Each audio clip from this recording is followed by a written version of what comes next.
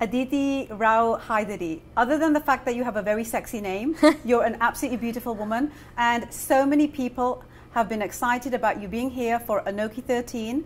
Tell me how it feels to be nominated and be called over to Toronto, and knowing that you have, you know, all these people that are excited to meet you and are meeting you. You know, I know that we have been trying to do this for the past 2 years, and for some reason or the other, I have not made it here. So actually, it feels amazing to finally be here and to meet all of you. I've heard so much about Anokhi Media, and I know that you all do a lot of amazing work and that you have spearheaded this whole thing. It's, you know, like when you start, okay, you don't know how many people you actually end up reaching out to. And I think every year that number just keeps growing, and I'm very grateful for that, because for somebody who wasn't born in the film industry, knowing this kind of love and I mean this kind of huge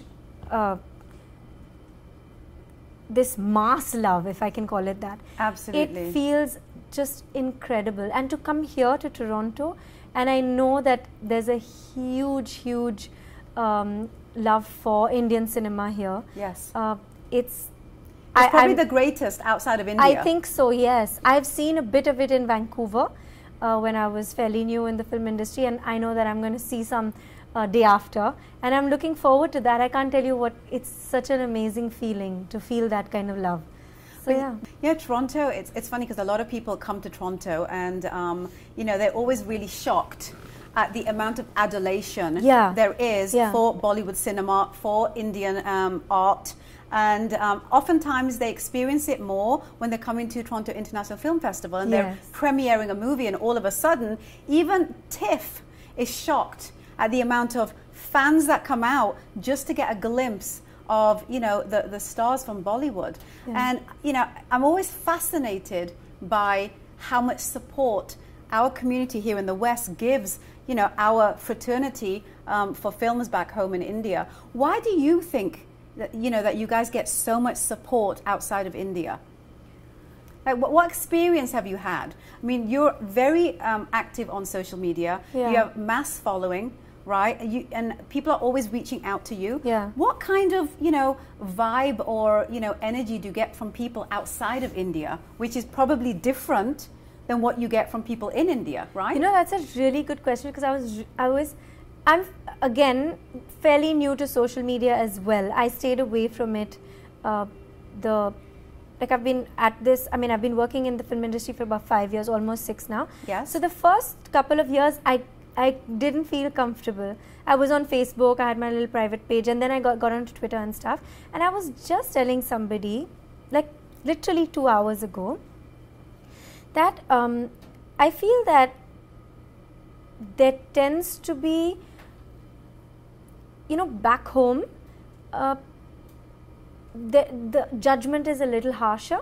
So at 1 minute you will be loved, and the other minute you will be pulled down. Right. But I feel that very often, where people don't have easy access to you, or when you're that much more distant from them, the love and the loyalty is stronger. Yes. So at least this is what I feel. I'm not sure that I'm entirely correct.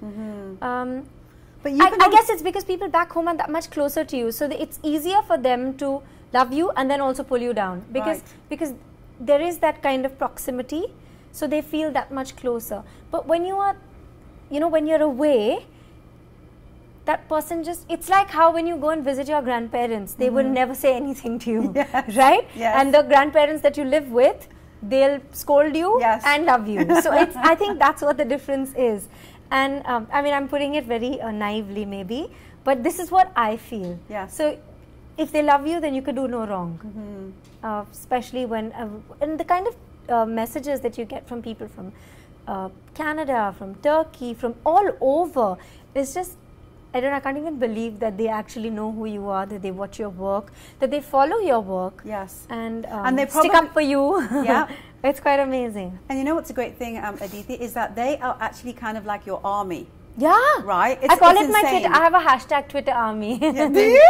I do. I can believe that. And you know, and it's funny because I was watching an interview with a Hollywood star a little while ago, and they were forgetting what the movies were and what year they came out. And they're on Twitter. Their fans are telling them, reminding them of when the movie came out, and you know what happened, and all the rest of it. So, I mean, this is the kind of support that you get, right? Yeah, it's amazing. And there is not a second where I'm not like eternally grateful for it, because again, when you've not grown up in that world, it's the same thing. You just feel it and appreciate it that much more. I think, I'm sure the others do as well, but I just feel that it's such a novel feeling for me that I feel really blessed. Yeah, absolutely. Actually. And I think it's that blessing that helps you stay connected to your fans. Right? Yeah. The interesting thing is that, you know, you've mentioned a couple of times now that you didn't really come from that lineage of Bollywood. Right? You literally did it by yourself.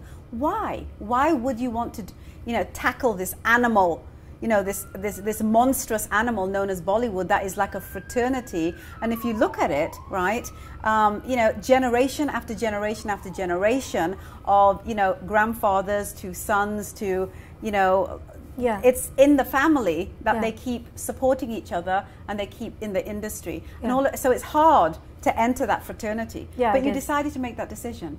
Tell me why you decided to do that, because it wasn't on a whim. Because you don't accomplish 5 years of what you've accomplished if you're not taking your career seriously. Why did I? Okay, so there are many questions over there. So why did I decide to get in? I have so much I want to talk to you about. I think you can't. That is some. It's like a magnet. I mean, if you are, if there is something that you want to do and it's a very deep desire. And you wish for it very, very greatly. It's like Shah Rukh Khan's very famous dialogue. I think the entire world conspires, or the universe conspires to make it happen for you. Yes. So I think with a lot of us who haven't grown up in the industry, for a lot of us who have come from the outside, and there are many people like that, that is how it happens. And then, of course, after that, it is a huge amount of hard work and fighting all the odds that may be against you or even with you. I mean, you do get a lot of support as well. I'm never resentful or never bitter about the fact that the kids who grow up in the industry may have certain privileges, because I think it is natural. Like if I were to do something that my family does, it would be that much easier for me, because that group of people would know me, they would trust me, I would have seen it from the time I was born, etc., etc. I think it's a very natural thing. But having said that, I just hope and wish, and I know that that is happening, that once you get the initial offers, after that it should all be merit. And I wish that it would stay that way. Though a lot of people say that it is merit-based, I don't think it's entirely merit-based, but that's okay. I know there is this and there is that, and it takes both to make a healthy and happy industry. In any industry, really. Yeah, exactly, right? Exactly. Which is why I actually, which is why I don't. People always use this word outsider, and I feel that that's a very unfortunate word to use, because it immediately makes you feel like you're different. There are certain facts, like a lot of us were not born here and did not see the way that it happens. And that it is the same with a lawyer's child, it's the same with a doctor's child. So it's the same with actors' kids as well. So I wish that this term outsider would now just go. There has to be something else for it, or it's just, I don't know. Well, you know how that word will go is through success stories like yourself, where you have come into the industry in a short amount of time, that you've actually made a number of milestones happen. No, and many others who have preceded me, who are really inspirational for people like me. Yes. I mean, in fact, the greatest success stories have been people who have come out of oblivion. Or from completely different backgrounds, and who have created just the most incredible careers in the movie industry. But probably because the fight is more there, right? It's like because you don't really have the back plan. You know, you don't have your parents in the industry, and like you mentioned, that's the case in any industry, right? If you don't have the support system, and you know you're kind of on your own, you work that much harder to try and ensure that you can stay in, you know, relevant. You know, honestly, everybody works really hard. Everybody. Everybody who's there and working and doing well and considered to have potential or is already a superstar is working really hard. Trust me, it doesn't matter whether you were born there, you grew up there, or whether you came from the outside. I think the only difference is that the advice that you get initially, the training that you get, the kind of support structure you get, where you don't really fall. Right. You know, you're just propped a little better. There's a little more cushioning around you, so you don't fall as hard. So I'll get a bruise. The person who has that kind of support system will not get that bruise. Right. But it's okay, you know. It's okay to get bruises, though. Exactly. Well, my grandfather always said that when I was a kid, and I've always had this very delicate skin, and my mother used to always worry about me, and he used to say, "Girte girte bache bade hote hain." So just let her fall and scrape her knees. And even my grandfather said that, and he was from a completely different background from how even I grew up. Yes. So so I think that is how you actually, that kind of experience teaches you a lot. And Absolutely. I have grown up in a fairly protected home, so it's been hard, but it's been amazing, and I can't imagine doing anything else. It's magical. Like for me, the industry, movies, being in front of the camera, it's like really like magic. Yeah, and it's like home for you. It's where you need. It's where you belong. Yeah, right? It's like I could have not slept 48 hours, or whatever, 75 hours. I could be sick. I could have a catch. I could whatever. I could have a wound, but once the camera turns on, I feel like that is my secure, comfortable space where I can do anything. And I just feel really happy, and I feel awake and alive and whatever. And it's a very happy space. And you feel that perhaps that's the reason why you're an actor. You've sang, right? You know, you're a dancer. There's so many different ways that you showcase your skill and your art. Do you think that perhaps that has a lot to do with the fact that your career keeps moving from strength to strength to strength? But I because hope the more so. you know, like the more skills you have, the more you can be flexible with different kinds of roles. Maybe, but again, when people don't really quite know you, those skills come out like one by one.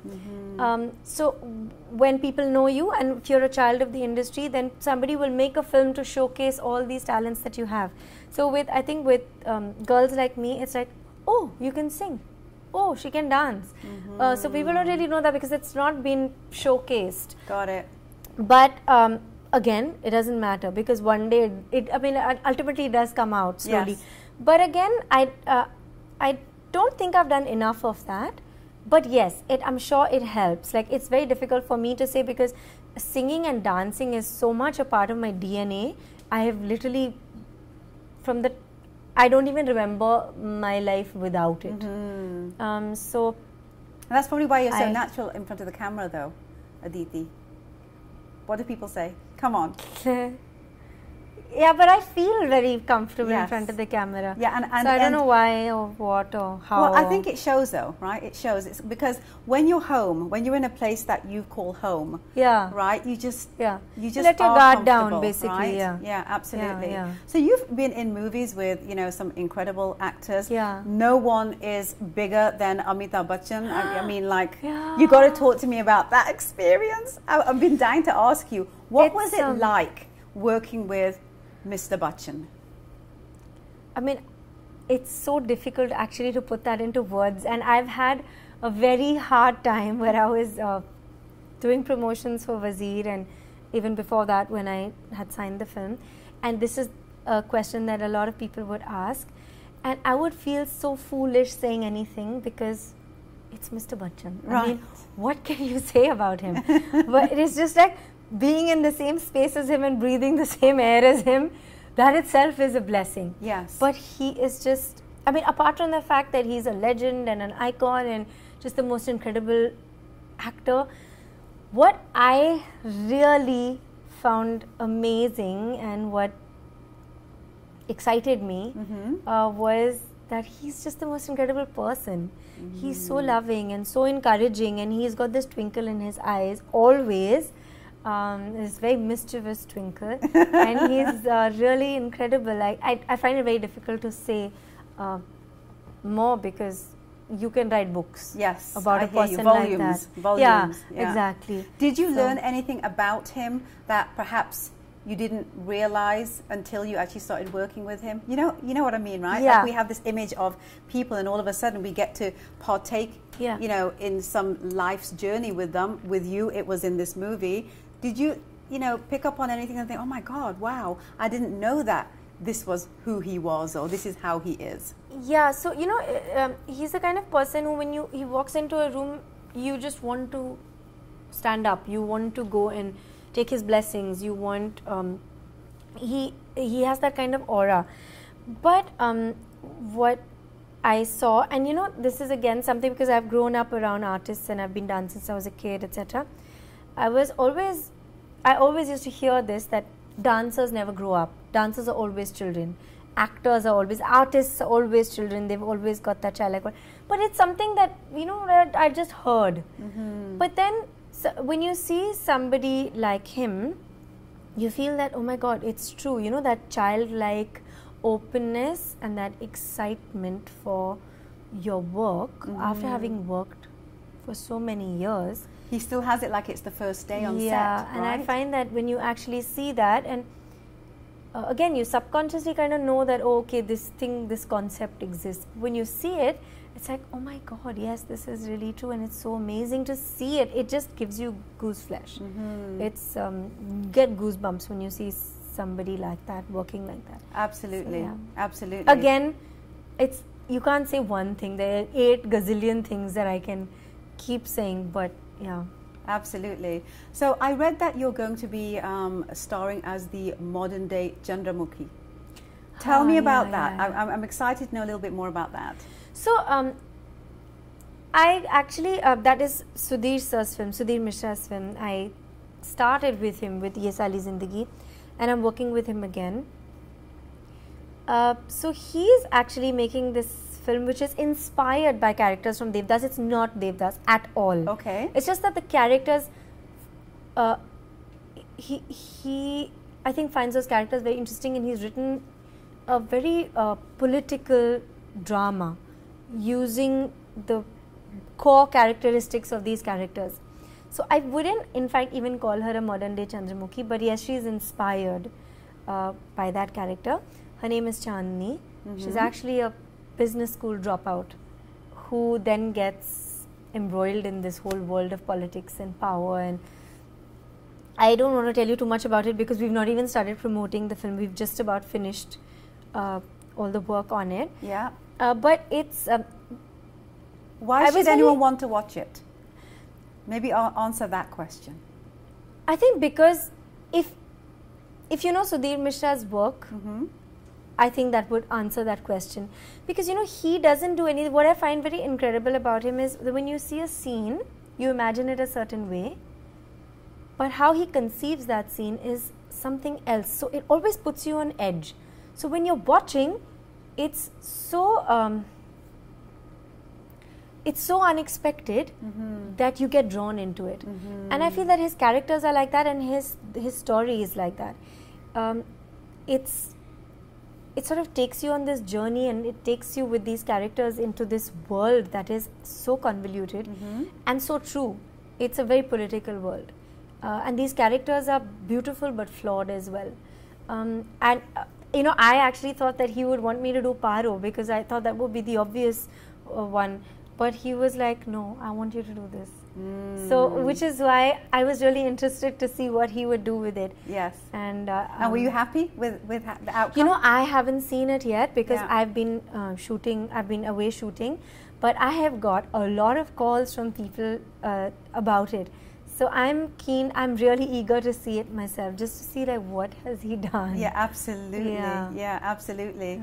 What are you looking to accomplish in your career beyond what you've done? Because you've talked a little bit about, you know, you've been in the industry for 5 years. We understand that you kind of came from oblivion, right? But you had these really key successful milestones, working with some incredible, you know, directors and producers and actors, which is also a credit to you and your talent and your expertise, which you're not giving yourself any credit on my interview here, but I'm going to give it for you. Thank you.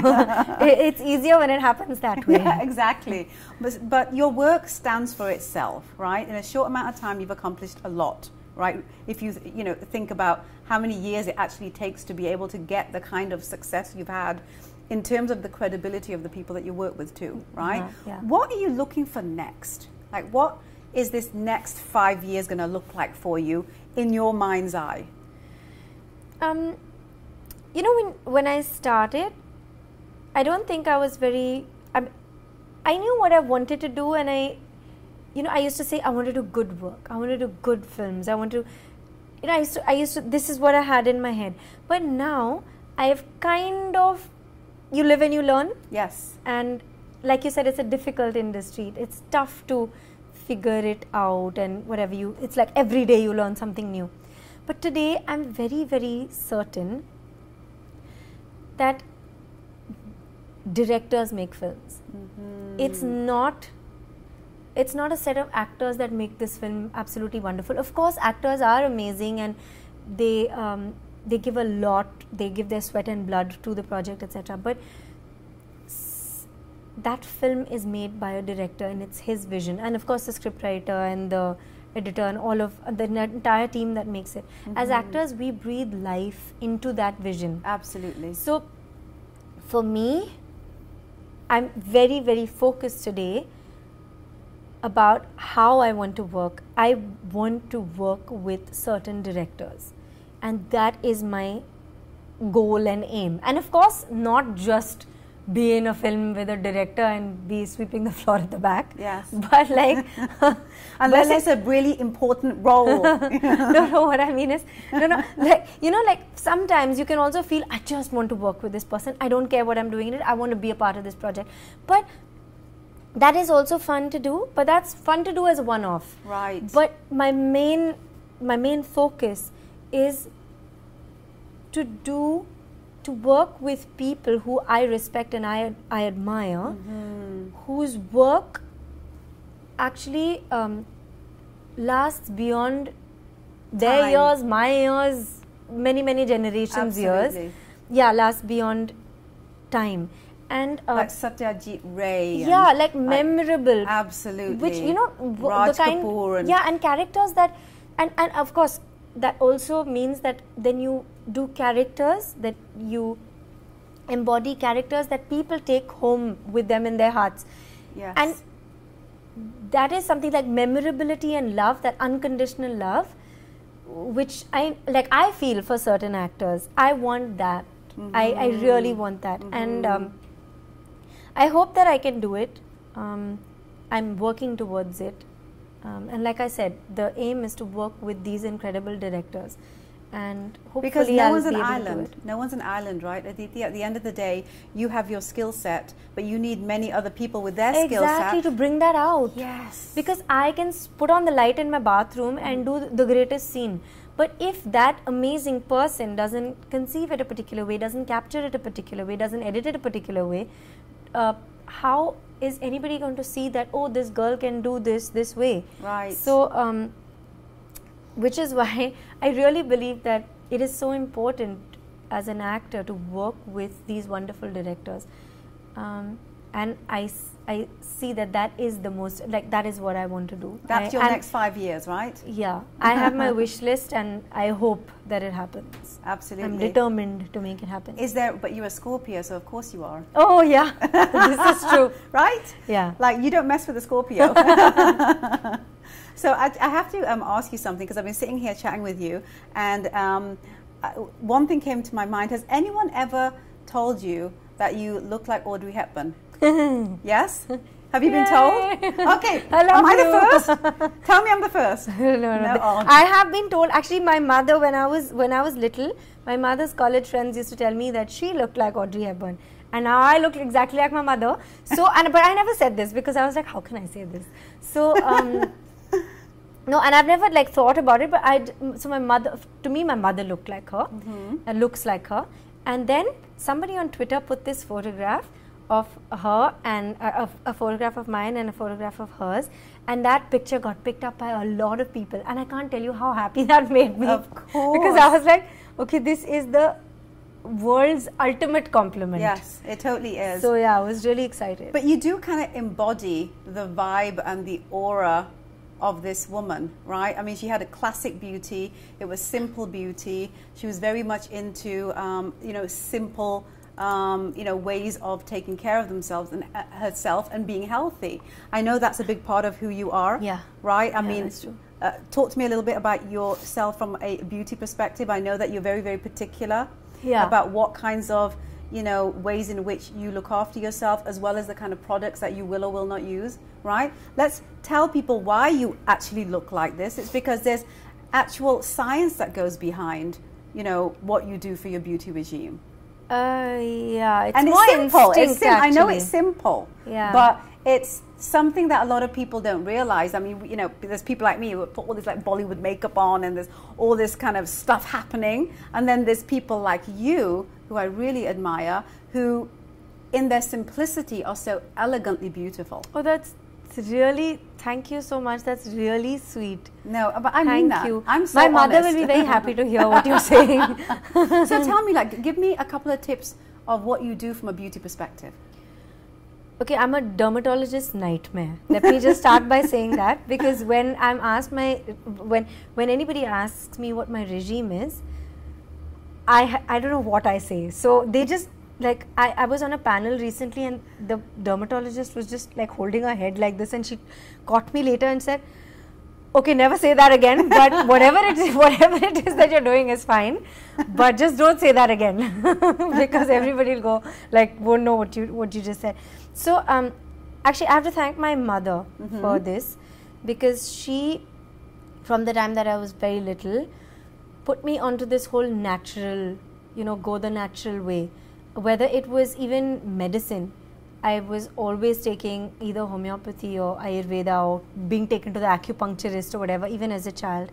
So I have always gone the natural way. I went to a school which had organic food. Yeah. And I'm talking about like in now the mid to late 90s. Wow. Where, you know, no one was talking about it then. Yeah, exactly. Yeah. So is that why you look 12? Is that why you got this gorgeous, young, beautiful glow? You know, do you see how I'm like nitpicking here? I'm trying to figure out some of your secrets so I can kind of like maybe adopt a few of them. No, but I remember when I joined school, I was told that I was going to get red rice, and I was like, oh God! And at home I was getting red rice. Now here also I'll get red rice. And like I said, this was in the sort of latter half of the 90s, and it wasn't a time where people were eating organic food. The milk that we got was organic milk. So I think health goes a long way. Also, stuff from your kitchen goes a really long way. Again, my mother started me off on that when I was very little. So if I wanted something to wash my face with, I would be given something from the kitchen and told, now you wash your face with this. So I didn't milk, put yogurt, that kind of thing. Yeah. I didn't put too much chemical stuff on my face. I didn't use too many like drying soaps. Like, I still feel like soaps just dry out your skin. Yeah. It's just an industry that is, I don't know what it's doing. But anyway, there are other ways to clean your skin. So yeah, so these are the few things that I've done, and I'm very, very particular with a capital P about what I put on my face. But that's also because my skin is very sensitive. It's very fine skin, and it's very sensitive skin. So I can't use too many chemicals on it. I can't do all these, you know, fancy procedures that people do, all these derma abrasions and whatever it is that they do. I can't do it. Like, even if I wanted to, of course, it's not the time now. I think I have a few more years before I start attacking myself, and I hope I never have to.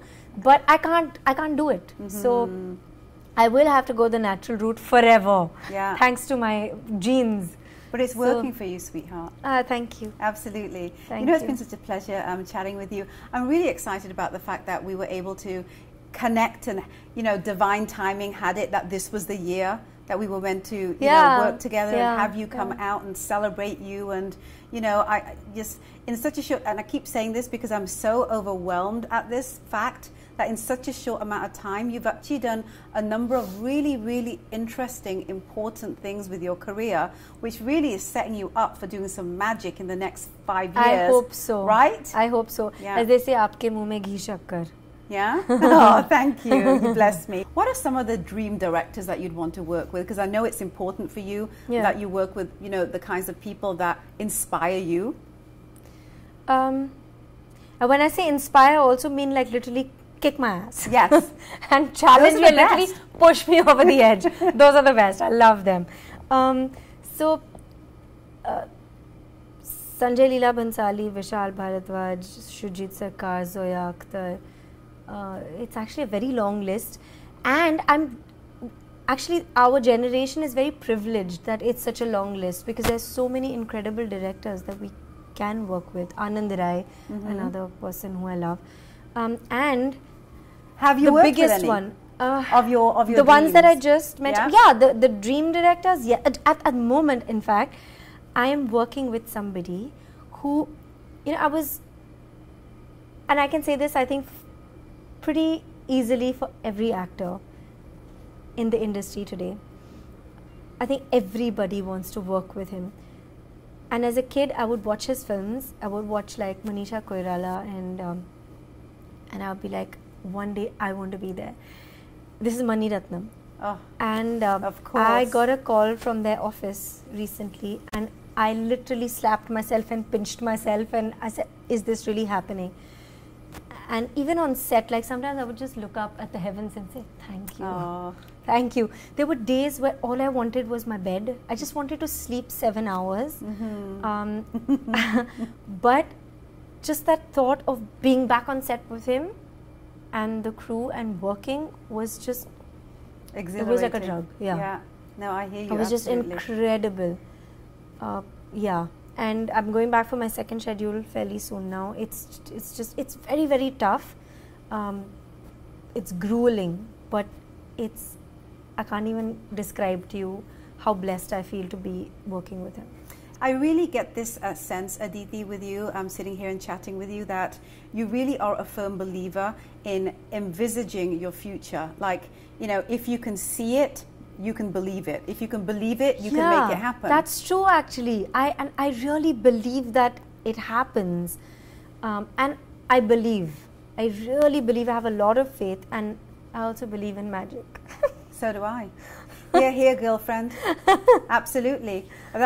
It's magic that makes the changes in society and in our life's journeys happen, right? It's what makes everything worth living. Yeah. Right? Yeah. Such a pleasure having you here, my dear. Thank you so much for coming, you know, with the craziness of your schedule, being able to come out and honor us. We are blessed, and I am super excited about the next time that you and I will get to sit here and talk about the next 5 years of your journey. Yay! Thank you. Thank you, thank you, thank you.